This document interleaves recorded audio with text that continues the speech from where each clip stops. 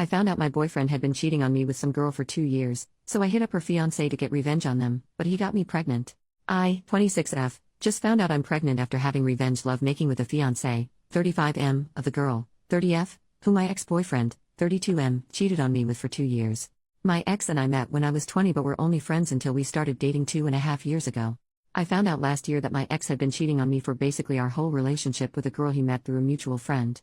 I broke things off after I found out and told the girl's fiancé about their affair. He ended up breaking off their engagement after he found out, and she seemed nonchalant about it until she realized that my ex's money wasn't actually his. My grandma left me a lot after she passed back in 2019, and my ex had been flaunting around the things I'd gifted him throughout our relationship to her, even going as far as to claim that the house and antique car my grandpa left for me in his will were my ex's. It's not something I'm proud of now that I think back to it, but I did allow my ex to walk all over me for the first month or two after I broke things off because I missed him so much. I gave him money and tried to make things work but would always get reprimanded by my parents and friends when I'd run to them crying after he ghosted me for her. I didn't officially give him up until the girl's ex-fiancé messaged me and told me that she was rubbing it in some of their old friends' faces about how pathetic I was and how desperate I was for my ex who didn't even give a damn about me.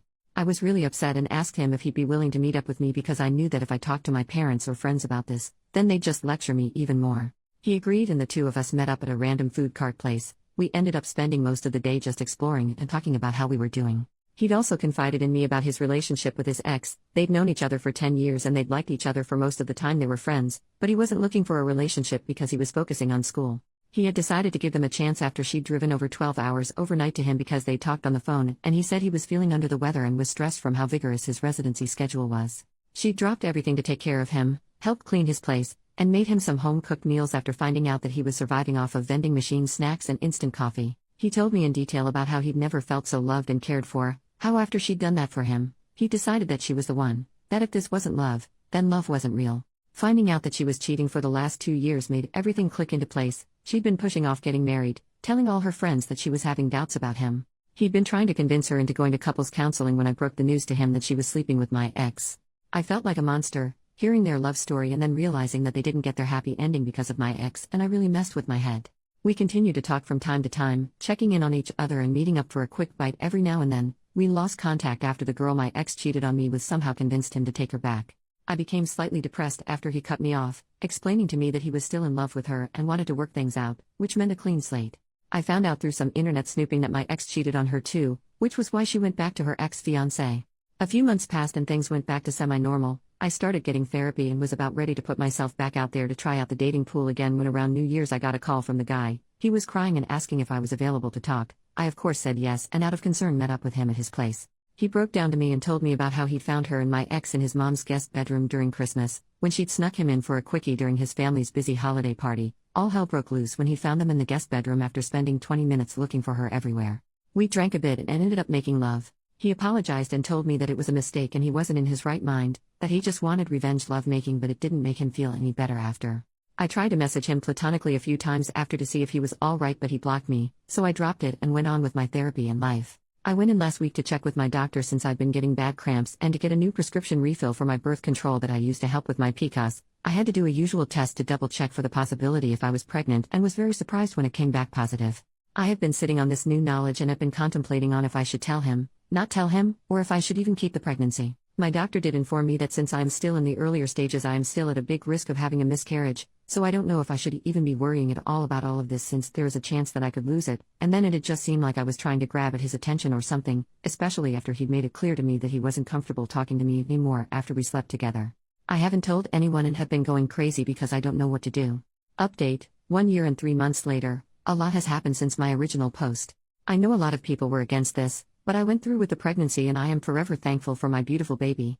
I had originally planned to get an abortion, but I found myself unable to go through with the appointment. I am pro-choice and always will be. Just because I chose to keep my baby doesn't mean another woman should be forced to keep a pregnancy they do not wish to continue. Everyone has a right to their own bodies. My parents were very upset with me and my whole family disowned me. I listened to what some of you said about letting the father know. We'll be referring to him as Dave. After many failed attempts to reach out to him I decided to go in person. Dave was not happy when I showed up at his place but when I told him why, he agreed to talk with me. Dave let me know that he'd officially ended things with his ex and wanted to go no contact with me because I was another tie to his past with her, but he was willing to try and figure out a co-parenting plan with me if I agreed to a paternity test first. I of course felt a bit bad about the paternity test part but agreed to it since we both had only been acquaintances that bonded over our trauma. Everything was honestly easy cruising until I started to spot around the 26-week mark. My obgyn explained that while spotting is normal while pregnant, mine was heavier and my blood sugar/blood pressure also both worried them because of gestational diabetes and preeclampsia risk. After a few nights of Dave insisting on sleeping on my couch, I had him help me move some of my things to his place since he lived closer to the hospital. I'm very thankful I decided to semi-move in with him when I did because I went into premature labor at 52 weeks. I'm very thankful to have had Dave and his family as my support system. His mom would come and switch out with him at the hospital and advocated for me whenever I felt washed out or unheard. She helped me both emotionally and physically and stood by me. Dave's mom also helped me work through my emotions when all I wanted was my mom. She and my dad had gone no contact with me after I decided to keep and have my baby. Dave's mom was an absolute godsend also because she's a retired nurse. She started in OB, went to NICU and eventually later settled into lactation before retiring, and explained things to me when we found out that my baby had respiratory problems and had SUA, single umbilical artery, and that it could have been a factor into why I went into premature labor. She stayed with Dave and I so she could help me with pumping since I wasn't able to produce milk and encouraged me when I felt like such a failure for not being able to take care of my son when he needed me most. She drove me to and from the hospital while my son was in the NICU because I was healing and so mentally and physically exhausted. I really and truly believe that I didn't fall into deep postpartum depression because she held me and helped me with each step and was always so patient with me, even when I wasn't with myself. Dave's mom would constantly remind me that nothing was our fault and no one did anything wrong. It's just that everyone is faced with hardships in life and this was one we'd work together to get through. My son graduated from the NICU and came home a month after I did. Dave's mom visited us often and helped with him since Dave and I are first-time parents. Dave's dad joked that he felt like she and I had the baby together and he and Dave were both just background characters that make guest star appearances every now and then, since Dave was working so much in order to build more PTO and his mom wouldn't bring his dad along when she'd come visit, since she didn't want him to disturb me and the baby with his loudness. Dave's dad is hard of hearing and can sometimes be unaware of his volume so he took no offense to it. Dave's siblings and family members posted a lot about our son because he was the first grandchild and first baby in a long time. Dave's youngest cousin is 17, turning 18 this year. Somehow someone must have shared a photo or something, but pictures of us reached my family and my parents demanded I let them meet my son. Dave was supportive of whatever I chose to do and said he'd agree to them meeting him if that's what I wanted. After thinking about it for a few days I decided that I wanted to talk to my parents before I let them meet my son. When we met up to talk, my parents were offended that I didn't bring my son with us and left him with Dave's parents. They said some really hurtful things and then my dad started to question on when Dave was going to ask him for permission for us to get married since we didn't already have a shotgun wedding while I was pregnant. I was okay with them insulting me since I'd grown up with it and was used to it, but once my parents put their target on Dave and his family I became upset and decided it was time for us to leave. My parents did try to petition for legal visitation rights. Honestly, before this whole ordeal, I did not even know that grandparents' rights existed, but were denied because my son is still very young and because both Dave and I are very much on good terms, are living in the same household, and they couldn't find or prove that there was any danger to our son's well-being. My family did try to reach out to us and claim that we were horrible people for denying my parents their grandchild, but no one ever seemed to be able to make a peep when Dave's family would defend us and point out that my family had been the one to disown me and that no one cared to see if I was okay until after I had the baby and everything was handled. Dave's mom and my mom got in a verbal, almost physical, altercation after my mom had made false reports to CPS and called the police to do multiple welfare checks on us. My mom was given a warning by the police for harassing us after one specific incident where she threw a tantrum and caused a scene when the police found nothing wrong in the welfare check, and refused to listen to her demands to have my son temporarily taken away from us and put in her custody for his safety. Dave and I currently have restraining orders pending against my parents and certain family members. One of the reasons I decided to update is because about 2 months ago a friend of Dave's asked him out to have some drinks and they ran into his ex-fiancée, who later messaged him to tell him that she regretted the way they ended and how she was very hurt when she heard that we had a baby together, especially with it being so soon after their relationship. Dave wouldn't talk to me about how he felt, and when I asked him he just brushed me off or switched the conversation onto a topic about our son that he knew would distract me. I noticed Dave pulling away from me and how our relationship became a bit awkward and strained after their run-in and her message, because I know he still has feelings for her and I am afraid that he might feel trapped with me and our son. I also noticed that the drama with my family has made Dave and his family less patient with me and my son. During Mother's Day I overheard a few of his family members make comments to Dave about me being at their family barbecues since I was just my son's mom and not really part of the family. Dave just shrugged and said I didn't have anyone else to spend the day with. With how tense things have been, I have been thinking about moving out and back into my place. I stayed with Dave at his place after I gave birth, but now that our son is slightly older and I am healed, I want to give Dave back some space so that he can start dating again if he wants to and to give him back some more bachelor time when I have our son. I want to find a way to approach me moving out and us making a co-parenting plan without making things more awkward or possibly ruining the relationship I have with Dave and his parents. I don't want them to feel like I'm not grateful or anything, but I do want to go back to work and get my life back on track so that I can provide my portion of needs for my son and not want to depend on his family for more than appropriate. OP makes a new post, 4 days later. Maybe I'm overthinking things. I've been trying my best to not check my phone or Reddit since I'm honestly a little overwhelmed right now. I will let you all know that I did talk to Dave and he was against me moving out. He also wasn't willing to talk about the situation with how he's been acting after running into his ex, and said I was bringing up something that didn't matter since we were talking about me wanting to move out. I haven't said anything about what I heard during Mother's Day, and I don't think I'm going to mention it since I feel really bad that it was meant to be a private conversation, so I don't think anyone meant anything bad. During our conversation, Dave let me know that maybe I'm just overthinking or overreacting and that I shouldn't make big decisions like moving out. He also talked about how because our son is a preemie, he'd prefer if one of us was a stay-at-home parent until he turned 2 or 3 years old so he could catch up with his peers, and then once he started pre-K, then we could go back to work again.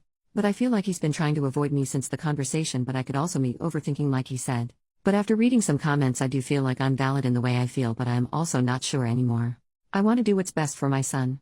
I know people already think I'm so dumb and that I shouldn't have had him, but I am trying to be better for my son. I feel like he's my only family left and I really want to try to do what's best for him. Second update, 9 months after last update and 2 years after original post. I don't think anyone really cares for this update, but I'm going to put it here for anyone who may want to know. After the last time I posted, things were a bit awkward and tense between Dave and I for a few weeks until Father's Day. I honestly didn't feel comfortable going to his aunt's house for their family gathering because of the conversation I'd overheard during Mother's Day, but I went because it was Dave's first Father's Day after we'd had our son the previous year. I initially didn't want to bring up the topic because it was supposed to be a good day, but Dave was actually the one who brought up the topic after we'd returned from his aunt's house. Dave confessed about the Mother's Day conversation with his cousins and said they grilled him during Father's Day as well because he brought me with him to their aunt's house. Dave apologized for making me worry and for not standing up for me when his family said things about me behind my back, but told me that he honestly didn't want me to move out and for us to split our son's custody, especially because it was comforting to know that he was going to be coming home to the both of us after spending a long day at work. I told him I didn't want to ruin the day and we could talk about things the next day, but Dave was adamant on us clearing the air because he was tired of how uncomfortable things were between us. Ironically, Dave told me he was afraid of me feeling trapped with him, especially after seeing how traumatizing it was for me to go into premature labor, deal with our son in the NICU/being separated from him, and me healing postpartum. Dave also said he felt worse about everything after seeing how my family treated me and then how some members of his own family held it against me. He told me that although he himself didn't mean to do this in any way, he felt like I was trapped and isolated with only him for me to depend on. He made sure to make it crystal clear that while he would want for us to try and work towards a relationship to see where things go, he also doesn't want me to feel pressured or that I have to stay with him if I am not happy or don't want to. He agreed that he would rather us be on good terms for our son's sake, and if that means us having a friendship-like relationship with mutual respect for one another, then he is okay with it as well. We talked for a while about everything and cleared the air of any questions. Dave let me know that he genuinely didn't feel anything for his ex-fiancée and that the reason for him becoming distant had nothing to do with me, and was because he'd had a life crisis when he thought about how different his life was compared to how he'd wanted and thought it would be like. Dave and I came to an understanding that my son and I would continue to stay with Dave and I would get a part-time job to slowly ease my way back into working. Things were rocky and a little odd to navigate at first, but Dave's parents helped us a lot with our son when I started job hunting and got a part-time position working at a local bank branch nearby Dave's place. Dave and I slowly started to explore our relationship to see where things would go between us. It was weird for the both of us because of how we met and started out, but within 3 to 4 months things got much better. I moved my things from our son's room into Dave's. Our son had a hard time initially when Dave and I began to show more affection, hugging and quick innocent kisses, with one another because he had a bit of jealousy at how close we were since he was used to us only showering our affections onto him and not each other, but he's gotten used to it now. Dave's family has said in a playful joking manner that we should give our son a sibling to play and grow up with since no one else from Dave's family has kids, but I try to avoid the conversation of when we'll have more kids. I took some of your advice and I joined Mommy and Me groups so my son does have some playmates his age, but I do sometimes find myself feeling guilty for how lonely he may be when it's just him and us at home. This past Valentine's, while in the heat of the moment, Dave did make a few comments about wanting to get me pregnant again, but when I mentioned and clarified with him afterwards he said it was just him being really into it at the moment. Dave and I have previously had a conversation and agreed that because of my PCOS and how unbalanced my hormones are, I wouldn't go back onto birth control because of how I've been feeling much better after the birth of our son, so we are using the calendar method as contraceptive for my end, but I have tried asking Dave if he'd be willing to use rubbers, and he's made it clear that he doesn't like them and it's completely off the table for him because he doesn't like the feeling of being constricted in latex. I know he's clean and so am I, but we've had 2 previous pregnancy scares. There are times when Dave forgets to pull out, but he's assured me that if we get pregnant again then it wouldn't change anything except that we'd have another baby and I might have to quit my job and stay home again, but I know I'm not ready for that yet.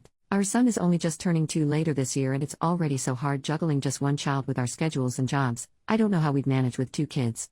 Dave and I are in a wonderful place right now in our life and relationships, so I don't want to keep bringing up contraceptives or anything because I don't want to ruin the peace. I've been contemplating possibly going back onto the pill or looking into other options I could use, but I'm scared to put my body through a whirlwind of hormones and put a toll on my mental health again. If anyone has any suggestions, please let me know.